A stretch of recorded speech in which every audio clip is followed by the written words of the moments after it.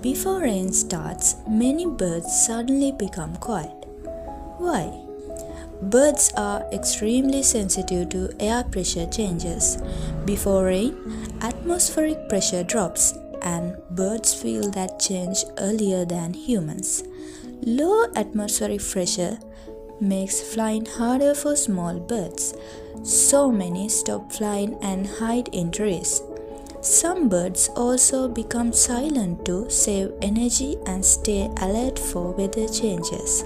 That is why nature often becomes strangely quiet just before rain. Thanks for watching.